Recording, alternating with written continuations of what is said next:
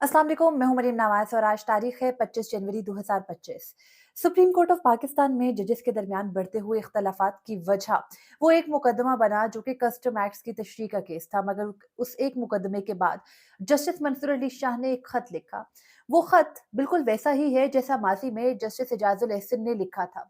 तब इस निज़ाम के गारंटर काजी फैज़ ईसा थे और आज इसी निज़ाम के एक और गारंटर, बल्कि इसी निज़ाम का हिस्सा जस्टिस याया अफरीदी हैं। उस खत और इस खत में मुमासिलत क्या है सुप्रीम कोर्ट ऑफ पाकिस्तान और फिर सुप्रीम कोर्ट के साथ चलती हुई सियासत की तब्दीलियां और हुकूमत की बैकफुटिंग क्या जाहिर कर रही है, इन तमाम तर चीज़ों पर मबनी गुफ्तगू हम इस व्लॉग में करेंगे। तो सबसे पहले ये कि गुज़िश्ता रात एक खत सामने आया जो कि जस्टिस मंसूर अली शाह का खत था और वो चीफ जस्टिस के नाम लिखा गया था और उस खत के अंदर उन्होंने अपना जो ऑब्जेक्शन था वो बताया था और उसको खत के मतलब supreme court practice and procedure committee को बेसिकली उन्होंने लिखा था, यानी चीफ जस्टिस और जस्टिस अमीनुद्दीन खान को, और उसके अंदर जस्टिस मंसूर अली शाह ने ये बताया था कि उनके कुछ एतराज़ात हैं। वो इस बेंच के ऊपर जो 6 रुकनी बेंच है जो बना और उस बेंच में ज़ाहिर है कि जस्टिस मंसूर अली शाह का ही दिया गया ऑर्डर डिस्कस होना है। तो उस बेंच में जस्टिस मंसूर अली शाह ने कुछ जजेस के ऊपर एतराज़ किया और हम इससे पहले ये बात कर चुके हैं कि ये जजेस ऑलरेडी आईनी बेंच की कमेटी में हैं और इन जजेस का इस बेंच के अंदर होना कहीं न कहीं उनके अपने फैसले को आड़े ले आएगा और कोई भी ऐसा जज जिसका फैसला ऑलरेडी हो चुका हो एक मुद्दे के ऊपर और फिर उसी के ऊपर बातचीत दोबारा होनी हो, उसी का जायज़ा होना हो, वो जज उस कमेटी या उस मामले का हिस्सा नहीं बन सकता। तो बहरहाल ये कॉन्फ्लिक्ट ऑफ इंटरेस्ट का एक एलिमेंट है। तो जस्टिस मंसूर अली शाह ने खत लिखा कमेटी के नाम, जिस खत में उन्होंने ये कहा कि जब 23 जनवरी यानी परसों जुमेरात को जस्टिस मंसूर अली शाह को ये इन्फॉर्म किया गया कि एक बेंच बन रहा है और उसमें उन्होंने पूरी जो है वो कथा बताई, यानी जस्टिस मंसूर अली शाह को बिल्कुल ये इल्म था कि जो नज़र अब्बास हैं उन्होंने इंट्रा कोर्ट अपील दायर कर दी है। मैंने उस इंट्रा कोर्ट अपील के मंदरजात इससे पिछली वीडियो में आपके सामने रखे, जिन मंदरजात से ये बात ज़ाहिर होती है कि नज़र अब्बास साहब के मुताबिक जो पूरे का पूरा मामला था उसके असल ज़िम्मेदार मौजूदा चीफ जस्टिस याया अफरीदी हैं। यानी एक इंतज़ामी सतह पर जुडिशियल ऑर्डर को ख़त्म करने की क्या वजह बनी, किसने कहा कि नोट पुट अप करो, किसने कमेटी में वो सारा मामला ले ले जाने का कहा, ये सब कुछ मौजूदा चीफ जस्टिस याह्या खान आफरीदी ने किया था। फिर उसके बाद उनका अगला जो उसके उससे स्टेप था वो जस्टिस मंसूर अली शाह ने इस अपने खत के अंदर बता दिया। जस्टिस मंसूर अली शाह ये कहते हैं कि एक आईसीए जो है वो दायर हुई थी जिसको फिक्स किया जाना था एक बड़े लार्जर बेंच के सामने, और ये आईसीए नंबर 1 थी 2025 की, जो कि क्रिमिनल ओरिजिनल पिटीशन में थी, जो जस्टिस मंसूर अली शाह के सामने तौहीन अदालत का मुकदमा है नज़र अब्बास साहब के सामने।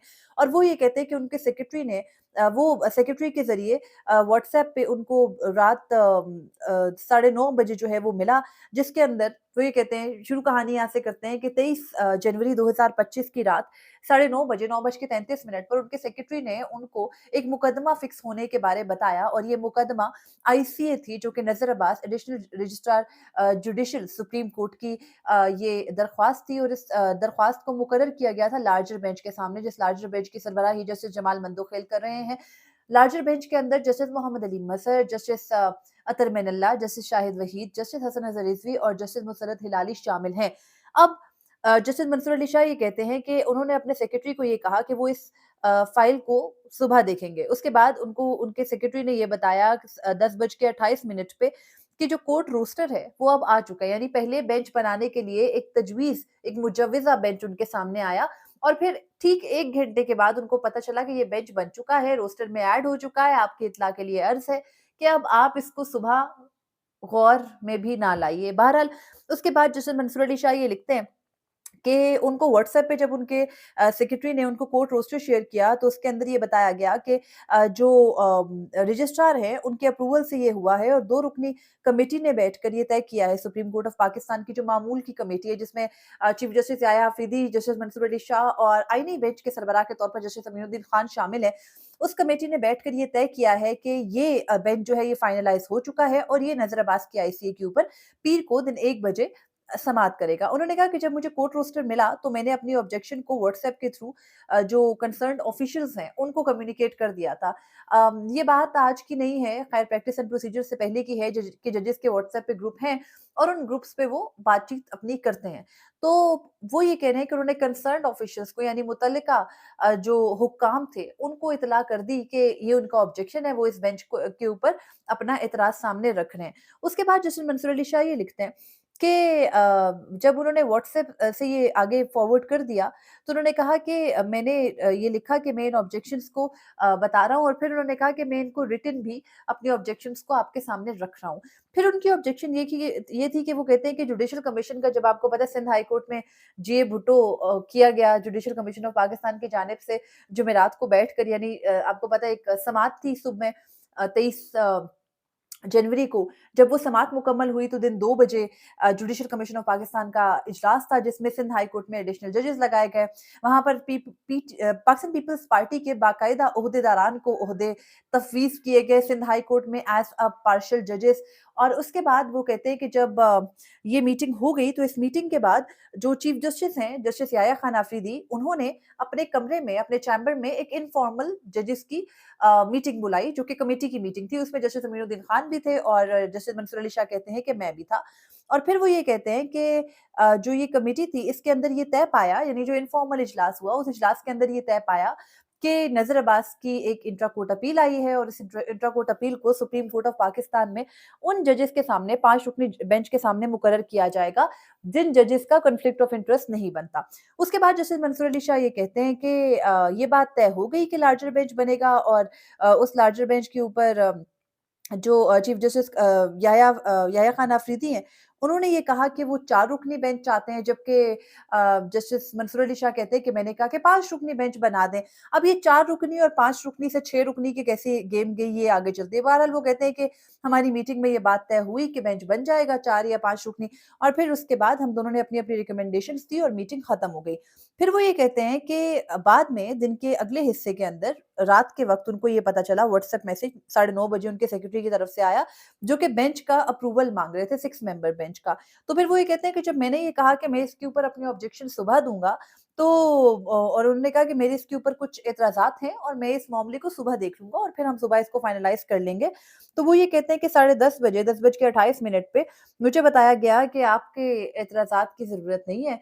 अब ये चीज़ जो है वो फाइनलाइज़ हो चुकी है और बेंच बन चुका है। उसके बाद वो ये कहते हैं कि मेजॉरिटी डिसीजन हो गया था क्योंकि जस्टिस अमीनुद्दीन खान ने नहीं एतराज़ किया था। हुआ ये होगा which is a practice I don't know कि ये प्रैक्टिस क्यों बनाई गई, फिर कमेटी का क्या मतलब है? कि होता ये है पिछले 1 साल से कि जजेस जो है वो अपनी राय दे देते हैं और उस राय के बाद जो मेजॉरिटी राय होती है उसको फैसला मान लिया जाता है, लेकिन ऑब्जेक्शंस को सुना जाता है, उनको रिकॉर्ड किया जाता है, उनको मीटिंग मिनट्स में शामिल किया जाता है और उसके बाद वो मीटिंग मिनट्स जारी भी किए जाते हैं। लेकिन ख़ैर अब कुछ उल्टी ही गंगा बह रही है। उसके बाद वो ये कहते हैं कि मेरी जो जल्दी से बनाया गया जल्दबाज़ी में बनाया गया एक लार्जर बेंच है, उसके ऊपर ये एतराज़ात हैं। वो कहते हैं कि वो जजेस जिनका कॉन्फ्लिक्ट ऑफ इंटरेस्ट बनता है, जिनका मफादात का टकराव बनता है, उनको इस बेंच के अंदर नहीं होना चाहिए, वो इस बेंच में नहीं बैठ सकते। वो कहते हैं कि जस्टिस जमाल मंदोखेल और जस्टिस मोहम्मद अली मज़हर उस कमेटी का हिस्सा हैं, जो कि आईनी बेंचेस तश्कील देती है और वो ऑलरेडी जो ये कस्टम एक्ट्स का मुकदमा है, इसको आईनी बेंच के सामने खुद मुकर्रर कर चुके हैं क्योंकि वन साइडेडली जो रेगुलर कमेटी थी, उसने यही किया था ना कि इंतज़ामी सतह पर इस केस को खुद ही रेफर कर दिया था टू द कॉन्स्टिट्यूशनल कमेटी और फिर कॉन्स्टिट्यूशनल कमेटी ने बैठकर वो बेंच बना दिया। तो वो ये कहते हैं कि इन दोनों जजेस ने ऑलरेडी इस मुद्दे के ऊपर फैसला कर दिया है, उनको इस कंटेम्प्ट प्रोसीडिंग का हिस्सा नहीं होना चाहिए। फिर वो ये कहते हैं क्योंकि इन दोनों का ही जो फैसला है, जो कि इन्होंने आईनी बेंच के सामने बनाया था, वही आईसीए के अंदर चैलेंज किया गया।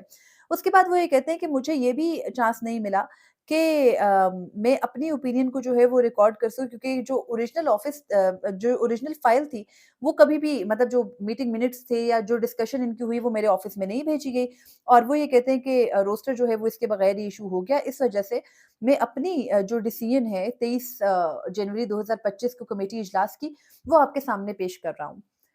ये हो गया जैसे मंसूर अली शाह का खत। मुझे याद आया कि 11 दिसंबर 2023 जस्टिस काज़ी फैज़ी साहब बतौर चीफ जस्टिस इस 3 रुकनी कमेटी के सरबराह थे। जस्टिस सरदार तारिक मसूद उसका एक हिस्सा और जस्टिस एजाजुल एहसन भी उसका एक हिस्सा थे बतौर सीनियर जजेस। उस कमेटी ने बैठकर जो सिविलियंस के फौजी अदालतों में ट्रायल से मुतालिक अहम तरीन मुकदमा था उसका बेंच बनाया था। उसमें भी यही हुआ था। जस्टिस एजाजुल एहसन के साथ बैठकर तय पाया कि एक 7 रुकनी बेंच बनाया जाएगा जो कि सुप्रीम कोर्ट में जजेस की सीनियरिटी पर मुश्तमिल होगा। और फिर वो बेंच नहीं बनाया गया था क्योंकि सिविलियंस के फौजी अदालतों में ट्रायल से मुतालिक उस मुकदमे में 9 और 10 मई के पाकिस्तान तहरीक-ए-इंसाफ के बयानिए की जीत चाहिए थी और वो जीत तभी हो सकती थी जब वो जजेस बैठे होते जिन पर कहीं न कहीं एतबार था काज़ी फ़ैज़ ईसा साहब का। और फिर वो बेंच बना, फिर उसपे एतराज़ात हुए, फिर वो टूटा, फिर वो चला, फिर वो बना। मीनव्हाइल जो सिविलियंस थे फौजी तहवील में उन्होंने 20-21 माह उस तहवील में गुज़ारे और फिर उनकी सज़ाएँ तय पा गईं। तो ये उसी किस्म का वाक़या है। जस्टिस मंसूर अली शाह जो ख़त लिख रहे हैं और एक्सप्लेन कर रहे हैं और बता रहे हैं उनसे कुछ और तय पाया, बाद में कुछ और हुआ। ये उसी किस्म का वाक़या है, लेकिन सवाल ये है कि ये कौन कराता है? मतलब कमेटी एक चीज़ तय कर रही है, उस पर चीफ जस्टिस भी एग्रीड हैं, चीफ जस्टिस का अपना मौक़िफ़, जस्टिस मंसूर अली शाह का अपना मौक़िफ़। फिर वो कौन-सी ताकत है जो उस कमेटी के मनसूख होने के बाद, उसके बर्ख़ास्त होने के बाद आकर ये बताती है कि ये ऐसे नहीं करना, ये ऐसे करना है, सो ये ऐसे कर लो और वो ऐसे हो जाता है। और फिर इस सब में एक और जो अहम तरीन इंटरेस्टिंग मामला है वो ये भी कि एक तरफ अदालती महाज पर ये सब चल रहा है, दूसरी तरफ पाकिस्तान तहरीक-ए-इंसाफ एक्टिव है बाहर, मुज़ाकरात नहीं कर रही, उन्होंने अपनी पार्टी की मुख्तलिफ लीडरशिप कमान तब्दील की है। फिर ये है कि मुज़ाकरात पर हुकूमत उनकी एक तरह से रिक्वेस्ट उनके सामने रख रही है, इरफान सिद्दीकी रोज़ आकर इल्तिजाएँ करते हैं। इस तमाम तर मामले में हवाएँ कुछ तब्दील तो हो ही रही हैं, आपको पता है उसकी बहुत सारी वजूहात हैं। लेकिन सुप्रीम कोर्ट के अंदर ये चलती हुई जो एक प्रैक्टिस है, ये हमारे लिए हैरानकुन नहीं है क्योंकि पाकिस्तान में जब भी हमने देखा कि सियासी खदो-खाल तब्दील हो रहे होते हैं, तो सुप्रीम कोर्ट के अंदर भी वही हवाएँ उसी तरीके से चल रही होती हैं। पहली मर्तबा नहीं हो रहा मगर बहरहाल अब जस्टिस मंसूर अली शाह के खत के बाद सिचुएशन क्या क्रिएट हो रही है? वो जस्टिस मंसूर अली शाह की तजवीज़ क्यों जो है वो नाकाबिले कबूल थी। उसकी वजह बता देती हूँ आपको। उसकी वजह ये है कि बेंच के अंदर जस्टिस जमाल मंदोखेल और जस्टिस मोहम्मद अली मज़हर का तो मान लिया बनता है कॉन्फ्लिक्ट ऑफ इंटरेस्ट। वो दोनों आईनी बेंच की कमेटी का हिस्सा थे। ये बात दुरुस्त है कि नज़र अब्बास साहब की पिटीशन के अंदर इन दोनों के फैसले का ज़िक्र है। तो इन दोनों को तो अमूमी तौर पर इस कमेटी में होना नहीं चाहिए। मगर मसला क्या है? मसला ये है कि अगर ये दोनों कमेटी में ना होते तो कमेटी में कौन होता? कमेटी में अगर 5 रुकनी बेंच में कौन होता? 5 रुकनी अगर बेंच बनता और ये दोनों साहिबान उसमें ना होते, तो फिर वो बेंच बनता जस्टिस अतर मनल्ला की सरबराही में। नंबर 1 जस्टिस अतर मनल्ला की सरबराही में बेंच बनाना जस्टिस याया अफरीदी को कबूल नहीं है। नंबर 2 उस बेंच के अंदर उनको फिर जो बकिया जजेस बनते हैं ना जिनका इस मामले से कोई ताल्लुक नहीं है और जस्टिस अमीन और जस्टिस याया अफरीदी का भी बीच में कॉन्फ्लिक्ट ऑफ इंटरेस्ट आता है, तो पहले शुरू के 5 जजेस को आप साइड कर दें। आप जस्टिस मुनीब अख्तर की सरबराही में भी बेंच बना सकते थे, लेकिन जस्टिस मुनीब अख्तर की सरबराही में बेंच बनाते तो भई फिर आपको पता है बड़े मसाइल हो जाते। तो जस्टिस मुनीब अख्तर को तो ऐसे माइनस करके रखा गया है ना कि जैसे माज़ी में शायद काज़ी फ़ैज़ीसा ऐसे माइनस नहीं हुए थे। ठीक है, एक शख्स ज़हीन है, उसकी ज़हानत है, आप उसको नहीं लाना चाहते हैं, वो बिल्कुल सुकून से कॉर्नर में अपना काम कर रहे हैं, डज़न्ट केयर मूड में क्योंकि ना वो किसी कंट्रोवर्सी का हिस्सा है। उनके सामने उनके लिए ये सब पहले हो चुका था कि उनके ऑर्डर भी नेगेट हुए, उनको रास्ते से हटाने के लिए सौ-सौ तरीके हुए, उनके सारे साथियों को लाइन से फ़ारिग किया गया, वो ये सब देख चुके हैं। जस्टिस मंसूर अली शाह ये सब कुछ पहली मर्तबा फ़ेस कर रहे हैं, तो वो जो वो फ़ेस कर रहे हैं, ठीक है, उनसे चीफ जस्टिस का ओहदा छीना गया, समझ आता है, उनको साइडलाइन तो कराया गया लेकिन फिर अदलिया पर जो शब-खून मारा गया 26वीं आईनी तरमीम की सूरत वो नाकाबिले बर्दाश्त है और वो फिर किसी एक जज के लिए नहीं होना चाहिए, वो सब जजों के लिए होना चाहिए। तो इस वजह से जस्टिस याया अफरीदी, जस्टिस मुनीब अख्तर को बेंच देने का रिस्क नहीं ले सकते थे, जस्टिस अतर मनल्ला को बेंच देने का रिस्क नहीं ले सकते थे, लेकिन सबसे बड़ा रिस्क वो पता है क्या नहीं ले सकते थे? वो जस्टिस मलिक शहजाद को बेंच में नहीं शामिल कर सकते थे। गो के वो उनको एटीसी जजेस का एडमिनिस्ट्रेटिव जज बना देते हैं, वो सब कुछ कर लेते हैं, लेकिन वो उनको बेंच में नहीं शामिल कर सकते क्योंकि मुक्तदिर हलकों को ना जस्टिस मलिक शहजाद नहीं पसंद। सो अगर उन तमाम जजेस को हम निकाल दें जिनका कॉन्फ्लिक्ट ऑफ इंटरेस्ट है तो पता है बाकी जज क्या बचते हैं? Justice Munib Akhtar, justice Athar Minallah, justice Shahid Waheed, justice Hasan Azhar Rizvi, justice Musarrat Hilali और जस्टिस शाहिद वहीद। तो ये 6 जज बचते हैं। अब इन 6 जजों की मौजूदगी में क्या जस्टिस याया खान अफरीदी इतना बड़ा रिस्क ले सकते थे? नहीं। तो ये जो जजेस उन्होंने बेंच में शामिल किया ना, इनमें से कहीं न कहीं कि वो उनको ये उम्मीद है कि चीज़ें सेटल डाउन होंगी। मगर बहरहाल सुप्रीम कोर्ट के अंदर ये बढ़ती हुई जंग, ये बढ़ते हुए तनाज़ात कहीं न कहीं ये ज़ाहिर कर रहे हैं कि आइंदा आने वाले दिनों में ईदर वे ऊँट ने किसी न किसी करवट बैठना है, लेकिन हमें ये दुआ करनी है कि वो ऊँट जिस करवट बैठे, वो करवट आईने पाकिस्तान ही की तरफ हो। वो दोबारा से किसी एक शख्स की अना ना हो, वो दोबारा से किसी एक शख्स का जो है वो वक़्ती खुदा होने का दावा और उसकी वक़्ती खुदाइयत के दावे के पीछे सारों के झुके हुए सर ना हो। और फिर ये कि इन जजेस ने जो कि इस बेंच के अंदर शामिल हैं, उन्होंने ये भी देखना है, या तो हम बार-बार ये बात करें, एक तरीका ये हो सकता है कि जस्टिस मंसूर अली शाह मंडी की सुबह फैसला दे दें और ये सारा मामला सिमट जाए। सेकंडली ये हो सकता है कि अगर वो ऐसा नहीं करते, तो इन जजेस में से फिर तय हो जाना है कि कौन से जजेस आईने पाकिस्तान के अंदर होने वाले इस खिलवाड़ के साथ खड़े हैं और कौन से इसके खिलाफ खड़े हैं।